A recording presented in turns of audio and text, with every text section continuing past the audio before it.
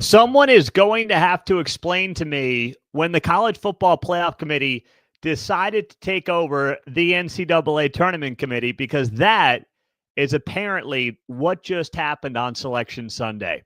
I'm Pete Mundo. We're Heartland College Sports, and we are glad that you are here, as always, as a part of the show. If you're just hopping in, make sure you hit that like button on the video.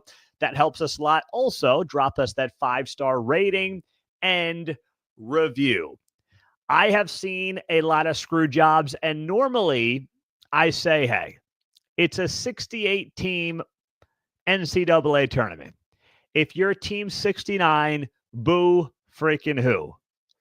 For the first time in my lifetime covering this tournament, I can tell you without question, the West Virginia Mountaineers got royally screwed.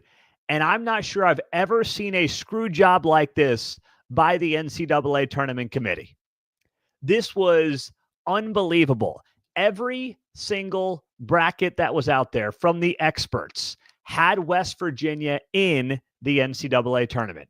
Every single one. There's like 111 of them out there. That's the real number. And West Virginia was in every single one. The committee did not put them in. Instead, who got in? North Carolina was the last team in the NCAA tournament. Guess what? North Carolina AD Bubba Cunningham is the chairman of the NCAA Tournament Selection Committee. You think that's a freaking coincidence? This is like a good reminder when people are shutting down schools and everything during COVID, and everyone's like, I don't even know who my school board members are. Same thing with this NCAA tournament. Who's on the committee matters, makes a difference. And this is a prime example of that. The West Virginia Mountaineers had absolutely no reason to be left out. Let me share something with you. West Virginia had 6 quad 1 victories this season. UNC had 1.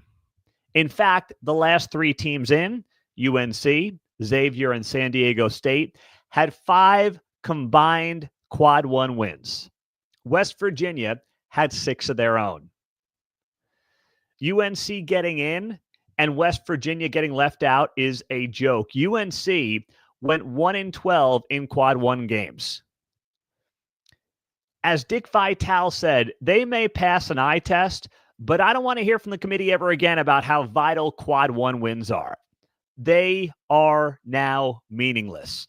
And the committee showed that on Sunday with the decision to put freaking UNC over West Virginia. And frankly, UNC should not have made it over a handful of teams. Indiana, Ohio State, they each had at least 4 quad 1 wins. North Carolina went 1-12 in these games. So that's why I decided to rock this shirt today, the Big 16 United We Stand with the 12 crossed out, because we are all one with West Virginia. The Big 12 only got 7 teams into the conference tournament or into the NCAA tournament. They should have easily had 8, and the Mountaineers got screwed beyond belief. And to share some of the reaction, there were 111 bracket projections. And West Virginia becomes the first unanimous selection to ever miss the dance. It is stunning.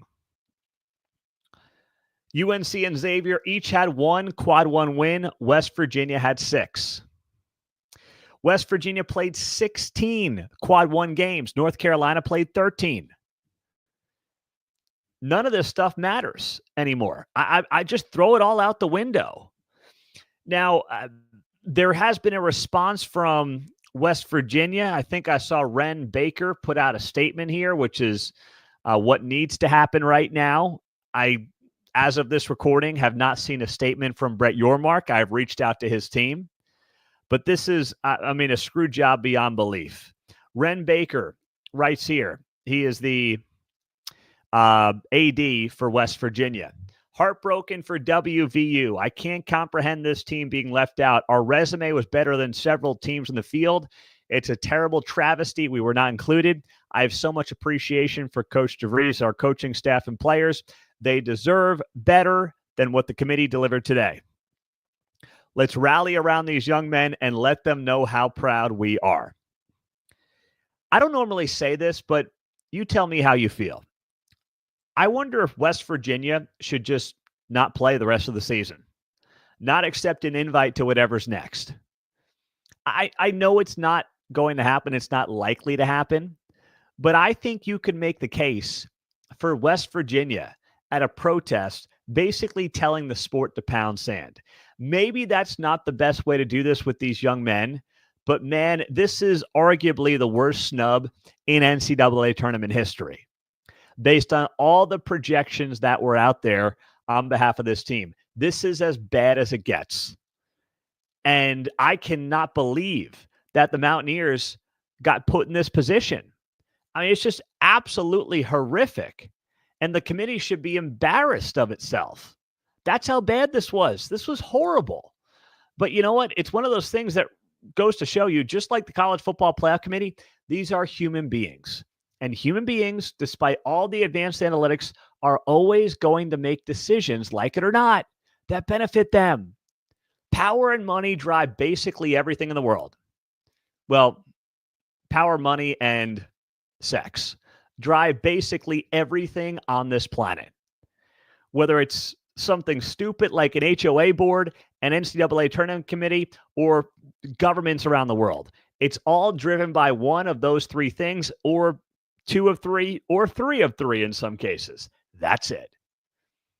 And I said going into Selection Sunday that the Mountaineers are going to have to sweat this thing out a little bit because of their loss to Colorado, and that was a bad loss in the Big 12 tournament. But I thought that was more about whether or not they'd have to play in a first four, not whether or not they'd make the tournament. That's just crazy. Now, you could see this throughout the entire Selection Sunday show. The Big 12 did not get a lot of respect, just generally speaking. Only got the 7 teams in. Everybody had them at 8. But even the way it broke down, first off, I thought Houston should have had the number 1 overall seed. I talked about why on the show on Saturday night. You win the Big 12 tournament with relative ease. You go 19-1 in the Big 12. Your one loss is by 1 point in overtime to Texas Tech, who finished second in the Big 12. Auburn's lost 3 of 4. Cooper Flagg, is he in? Is he out for Duke? I know they say he's playing, but how much? Who knows? There was a case to make for Houston being the number 1 overall seed. That did not happen. They got the 1 seed in the Midwest region. And, you know, if you're Houston, you're not really happy with this draw. That Gonzaga round 2 game is really tricky. I mean, if they get Gonzaga, which I think they will. That is a trickier 8-seed Gonzaga than people are giving them credit for.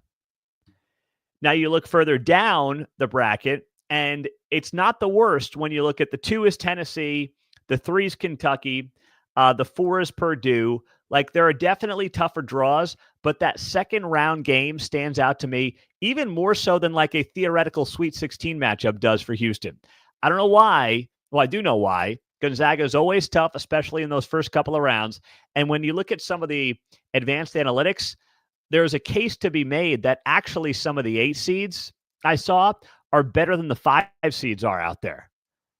Like, that tells you a lot about where this tournament is. I think that there will be some early upsets. We may end up with chalk by the Final Four, but this year's 8 seeds, according to one group of advanced analytics data, is better than the 5 seeds.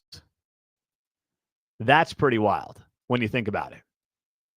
Evan Mia is the one who has that, with the 5 seeds technically having worse rankings than the 8 seeds. Go figure. Now, but Houston did get their 1 seed, did get a solid draw. We'll do a full preview of the tournament coming up this week with our lead Big 12 basketball writer, Matthew Postins. Elsewhere, and give me your cities. That way I can shout you guys out. I know there's a lot of comments coming in on YouTube and Facebook and X, but I do like seeing where people are watching from. The smaller, the better when it comes to towns. I know that came out wrong, but I'm just going to keep moving on. Meantime, you look at some of the other seeds. Texas Tech getting a 3, Iowa State getting a 3. Thought Tech might get a 2. Instead, Tech ends up with a 3 in the West region. So this part of the bracket, that West region in particular, is sneaky good. And let me explain. First off, Tech gets UNC Wilmington, and then they get the winner of Mizzou and Drake. Now, I think Tech would take this. I think that they didn't get the 2 seed they probably wanted, but I think they would take this draw, all in all. But listen, Drake's led by a coach who's won D2 national titles, and Missouri, you look at this Missouri team, and you say to yourself, they're one of the biggest surprises in all of college basketball. The good news, if you're a Texas Tech fan looking ahead, is that Missouri did stumble down the stretch, losing 4 of 5.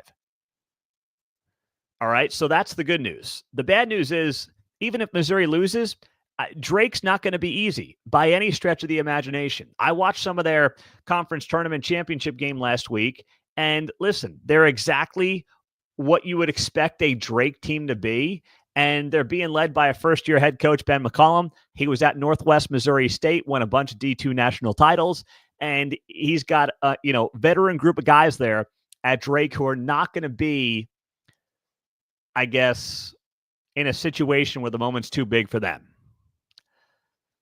And then you get to the bottom half of that bracket in the West, and you have Kansas taking on Arkansas. So that is Bill Self and John Calipari in a 7-10 game. And KU down at a 7 seed was a bit of a surprise. So that was a sign right there that the Big 12 was getting disrespected. But you didn't really realize that was happening until the West region was announced, and that was the last region that got announced. If the West went first, I would have said, wow, that's a bad sign for West Virginia. KU is a 7 seed, Tech's a 3 seed. That's not a good sign. But the West region was last. So when they went to the West region, I'm like, wait, the Big 12 is going to have 3 teams in the West region, huh? They're going to have Texas Tech, they're going to have Kansas, and they're going to have West Virginia. I'm like, wow, that's a lot. It's going to be interesting to see how they let this thing shake out. And then when Kansas came in at the 7, I was like, wait a second here. What's going on? And then it became very evident that West Virginia was not making the tournament. But that Kansas-Arkansas matchup, Bill Self, John Calipari, the winner probably gets St. John's, more or less in their backyard, not directly, but you get the point, in Providence, Rhode Island. Have you ever seen a first 4, not technically a first 4, but I guess you would say a first-round setting where you've got 3 Hall of Fame coaches of this caliber, Bill Self, John Calipari, and Rick Pitino? I mean, I can't think of one off the top of my head that is that epic with those 3 coaches in one sub-regional of the NCAA tournament. That is amazing stuff. Those are 3 Hall of Famers. Pitino just became the first coach ever to win a conference tournament in 5 different leagues after winning the Big East with St. John's. That is nuts. It's a tough draw for KU. And listen, no matter what, I don't see how Kansas finds itself in the Sweet 16 right now. They're just a very mediocre basketball team at this point. But once again, we'll get to more of the previews coming up this week. That's why we would love for you to subscribe to the channel right now. Do it.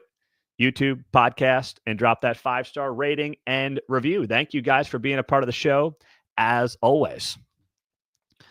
So let's keep it rolling here and look at what we've got in.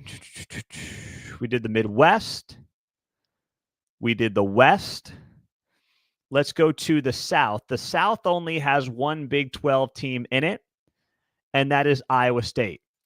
Now, the bad news for Iowa State, they were expected to be a 3 seed, but Keyshawn Gilbert is not available to play. He is done for the tournament. He's got a lingering injury. He said on X on Sunday night, it's got nothing to do with anything else. He's just been dealing with this injury. There's no funny business going on. He's out. That's definitely a tough blow for this team, and TJ Otzelberger confirmed that in a press conference on Sunday. But when you get a guy who's a veteran, he's in his 4th year of college hoops, he's averaging double figures, he can dish it, he can get you a big rebound or 2. that is obviously not the situation Iowa State wants to be in. The good news is that Taman Lipsey is trending towards being ready for their first round matchup. They will play Lipscomb in that first round in a 3-14 game in Milwaukee. The winner will take on Ole Miss, San Diego State, or that godforsaken North Carolina team that, of course, somehow is in this NCAA tournament. As ridiculous as it is, UNC is in the tournament in one of the all-time jokes I have ever seen after going 1-12 in quad one games when West Virginia had 6 times as many quad one wins. It's just nuts. But here's the thing. If Iowa State can put it together and TJ Otzelberger wants to go 8 deep, if he feels like he can go 8 deep, and that's usually the rotation that coaches like to be in by this time of the season, they can find themselves in the Sweet 16. And frankly, I think they can find themselves in an Elite 8 matchup. It might get a little hairy on the top side of that bracket because Auburn feels like a team that has played its best basketball. Its best basketball maybe behind them. But I think in general, as I noted, while we may end up with some chalk come the Final Four, I do think it could be a crazy first couple of rounds across this tournament. There's no doubt about it. Meantime, let's go to, and I'm going to get to the SEC here as well, because the SEC, man, don't worry, we're going to have some fun with that here coming up in a couple of minutes. But we got to go to the East region, where Arizona is a 4 seed and BYU is a 6 seed and Baylor is a 9 seed. So that East region is the heaviest Big 12 region of the bunch. Arizona is a 4 taking on Akron in the first round. BYU plays VCU, and then you got a 9-8 matchup. Baylor's the 9, Mississippi State is the 8. So Baylor, if they can pull it off in the 9-8 game, gets Duke. Listen, Baylor's been banged up all year. I'm not going to sit here and tell you, excuse me, that I think Baylor's got a great opportunity to advance beyond the first weekend. But if you got to play Duke and Cooper Flagg is not 100%, I know they still got it done in the ACC tournament, but still, you're like, hey, I'll roll the dice with that based on the season Baylor has had. BYU was one of those Big 12 seeds. Then when I saw them come down as a 6, I said, okay, maybe this is not going to go great for the Big 12. But I didn't want to overreact to just 1 seed. I probably should have in hindsight, but I didn't want to. BYU getting a 6 when a lot of us thought they would work their way to a 5 was surprising. And then they get VCU. You do not want to play VCU. This is one of those games where you say to yourself, really? I had this kind of season. I won, 9 of my final 10 games in the Big 12. And the thank you I get is VCU in the first round. That is a really tough draw. An underratedly difficult draw is what I would call it for BYU. And BYU fans are already getting a little PTSD from how the NCAA tournament went for them last year. I'm not projecting or predicting that right now, but I will say that when I saw this matchup, I was like, oh my gosh, really? This is what we've got to deal with now? That was not ideal, but it's the world that we find ourselves in here in the NCAA tournament. And then you got BYU, you go to Arizona and Akron. Listen, Arizona is poised for a run here. Arizona's got to feel like, hey, we got to the Big 12 tournament championship. We were up on Houston at halftime, one of the best teams in the country. We got a draw here that if things break right, it's a pretty dang good draw for Arizona. Alabama's down. Duke is dealing with injury. Wisconsin's your 3. They're on the other side of the bracket. Like, you just look at this thing and you say to yourself, okay, why not this be the year for Arizona? The problem, of course, is that Arizona has a thing where they just don't get it done in the big dance. And it's not something new, obviously. It goes back, it's kind of a running joke at this point that Arizona struggles and does not meet the expectations that it has based on its regular season in the NCAA tournament. Can this be the year that maybe they overachieve? That they put to rest some of those demons? Maybe. I hope so for their sake. I hope so for the Big 12. But we'll have to wait and see. All right. All right, let me shout out where some of you guys are watching from here. Let's see. We got Tulsa in the house. We got Lubbock. Stillwater is here. Milwaukee. Carthage, Missouri is in the house. I love it. I love it. I love it. What else do we have here? Let me see. Want to make sure I'm Tucson. Hello, Tucson. We got Lubbock. We've got Guyman, Oklahoma. Hello, Guyman, Oklahoma. All right, my old stomping grounds up there towards the Panhandle. Houston is here as well. Fantastic. All right, you guys, thank you for that. Shawnee, Oklahoma's back in the mix. Morgantown, West Virginia. Hello in Morgantown. Good stuff.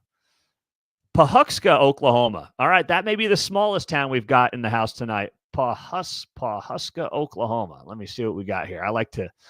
I told you guys, yep, that's probably our smallest town. Less than 3,000 people. And it's got to be on the other side of the state because I know the western side of the state like the back of my hand. I don't know Pawhuska. Yep, that's down by Bartlesville, northeast corner of Oklahoma. So I do not know that side as well as I know the west side from my time in Woodward. But that's probably our winner for smallest town of the night. Allen, Texas, Flower Mound. Fairmont, West Virginia, League City, Texas, Kaiser, West Virginia, Wichita Falls, San Diego, Waco, Tempe. Thank you guys for all coming in and being a part of the show. We want you subscribed no matter what corner of the country you are in. Thank you, thank you, thank you for doing that and being a part of it. Now, the Big 12 gets 7 teams in. The SEC got 14 teams in. We knew that Oklahoma was probably going to be in. But I will say, I thought Oklahoma would be in and West Virginia would be in, and then Texas would be out. Texas got in, which they were ready to fire Rodney Terry down there. And now what do? They probably have to keep him. Maybe they fire him, but that's pretty rare to fire a coach, right? I mean, after he gets into the NCAA tournament when he was fighting for his job all season long. But it was a surprise that Texas got in and West Virginia did not. Because look at these numbers. Per bracket matrix, where there's 111 brackets done by all the experts, West Virginia was in all 111. Texas was in 50. Xavier was in 30. North Carolina was in 27 of those 111. West Virginia did not get in. Texas, Xavier, and North Carolina all got in. That is absolutely insane. So the SEC now has 14 teams out of the 16 in the NCAA tournament. Only LSU and South Carolina got in. Like, if we are putting 6 and 12 teams in the NCAA tournament, what are we doing? OU and Texas went 6 and 12 in league play. You want to tell me how I should care more about the regular season in college basketball when you are putting 6 and 12 teams in the NCAA tournament? And this is another case in point. The Big 12, and I know they're doing it, they've got to go back to 18 league games. This 20 stuff is insane. All you're doing is giving yourself 2 more losses, potentially. If OU and Texas went 6 and 14, you think they're getting in? No. Just like in football, the SEC manipulates the game. And in this case, the Big 12 shot itself in the foot by playing 2 more conference games completely unnecessarily. And that may have been, who knows, the thing that cost West Virginia. Now, the Mountaineers beat Colorado in the Big 12 tournament last week, probably a moot point, but still, you've got to realize that when your opponents, when your other conferences are playing the game differently from you to benefit themselves, you've got to do the same thing. No questions asked. Drop the 20 games, get back down to 18. The SEC, just like in football, is now going to try to rig the hell out of this thing. And you know what? The Big 12's got to get with the times on that front. They got to realize what is happening here and realize it very quickly because it is insane. I know we all thought OU was going to get in. But Texas, that is just insane. Texas being in with UNC is such an insult to common sense. If you watched college basketball this season and you were following these brackets over the last few weeks, that is absolutely brutal. And as we were counting this thing down, it became obvious that West Virginia, Arkansas, or Oklahoma were not going to get in. And I said to myself, they're not leaving Calipari out of this thing. They're not leaving an SEC team out of this thing. And that's when I thought to myself, and my stomach sank as that West region started to unfold, the Mountaineers are screwed. And as a result, the Big 12 got screwed as well. I'm Pete Mundo. Great to have you guys here. Rocking this shirt for the first time. Big 12, United We Stand. I will link to it in the show notes afterwards. So thank you guys. Have an absolutely fantastic day. Share the show. If you are new here, we cover the Big 12 Conference all day, every day, all 16 teams, top to bottom. And we would love for you to be here and come back, subscribing to the podcast, share it with a friend, and same thing on the YouTube channel. Have a great rest of the day. Go Big 12. We'll be back here before you know it. Talk to you soon.